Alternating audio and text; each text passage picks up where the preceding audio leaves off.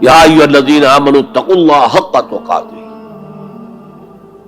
اب یہاں پر ہمیں غور کرنا ہوگا کہ تقوی کی حقیقت کیا ہے۔ اگرچہ ہم آیت البر کے آخر میں پڑھ چکے ہیں اولئک الذین صدقوا واولئک هم المتقون، وہاں پر وہ ایک حیولہ، ایک شخصیت، ایک کردار وہ ہمارے سامنے آ چکا ہے، متقی کون ہوتا ہے۔ لیکن یہ موقع مناسب ہے کہ یہ لفظی معنی اس کے کیا ہے۔ عام طور پر جو ترجمہ کیا جاتا ہے اللہ سے ڈرو، یہ اچھا ترجمہ نہیں ہے، اور چونکہ اکثر و بیشتر لوگوں نے یہی ترجمہ کیا اور قرآن میں بار بار آتا ہے اتقوا اللہ اتقوا اللہ اتقوا اللہ، تو عیسائیوں کو یہ کہنے کا موقع ملا کہ قرآن زیادہ اللہ کے خوف پر زور دیتا ہے، جبکہ مسیح نے اور جو بائبل ہے وہ اللہ کی محبت پر زور دیتا ہے۔ اعتراض کرنے کا انہیں موقع مل گیا۔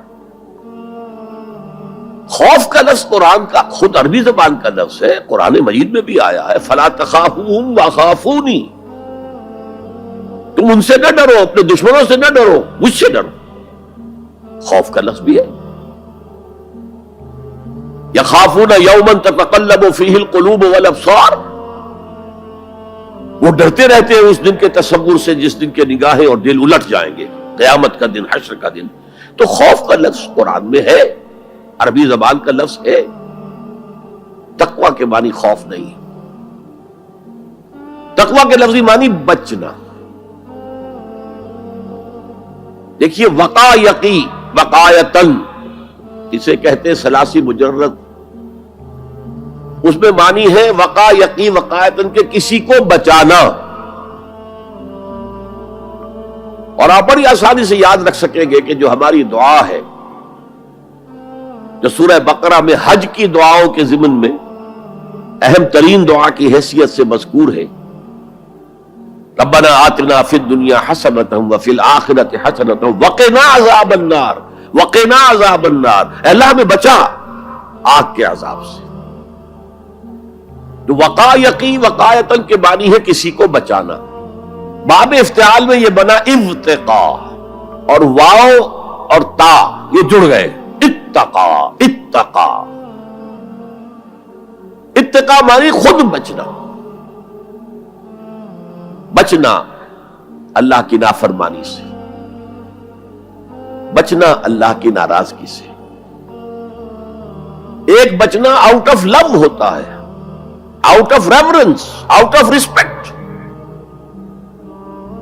ایک سلیم الفطرت بیٹا چاہے گا کہ میں کوئی ایسی حرکت نہ کروں کہ میرے والد کو اس سے دکھ پہنچے، یہ بھی بچنا ہے۔ ظاہر بات ہے کہ والد کا خوف نہیں ہے اسے، یہ اس کی روش آؤٹ آف لو ہے۔ والذین آمنوا اشد حبا للہ،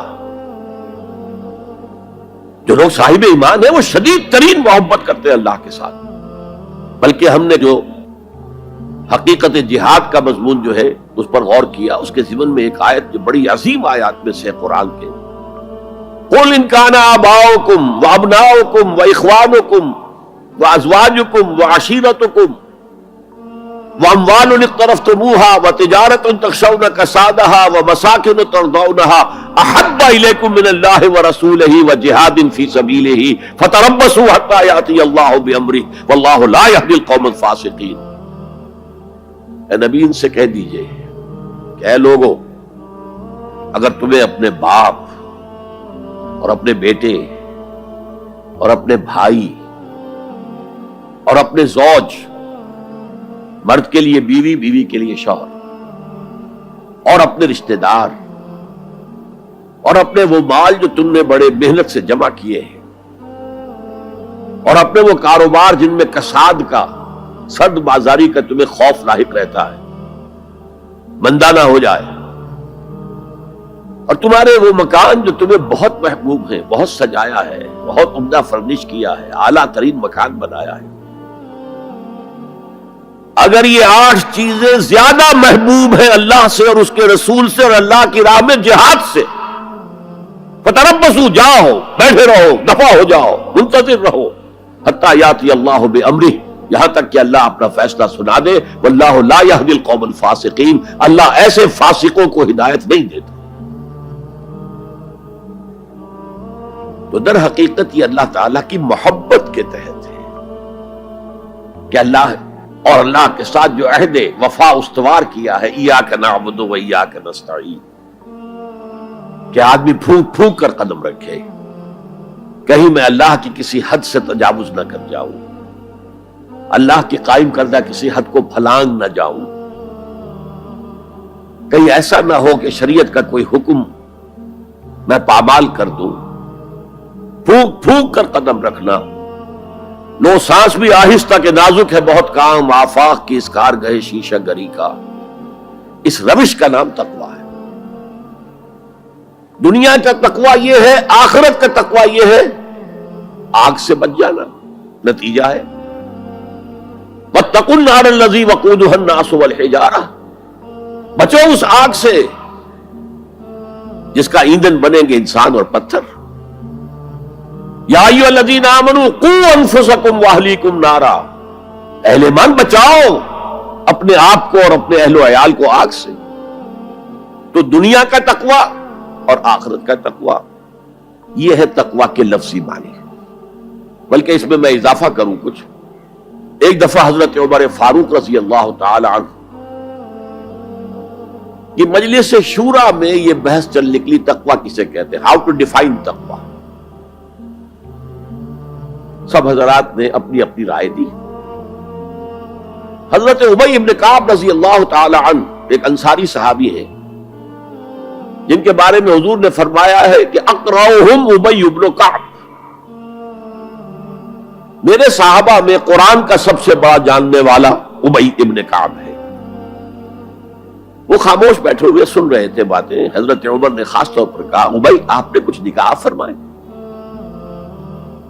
اب انہوں نے کہا کہ امیر المومنین دیکھیے، اگر کبھی آپ کو کسی ایسے جنگل میں سے گزرنا پڑے جس میں کوئی پگڈنڈی نہیں ہے، بڑی اونچی اونچی گھاس ہے اور قدم قدم پر خاردار جو ہیں جھاڑیاں ہیں، تو آپ کیسے گزریں گے؟ جسے میں بار بار کہہ رہا ہوں، پھونک پھونک کر قدم رکھنا۔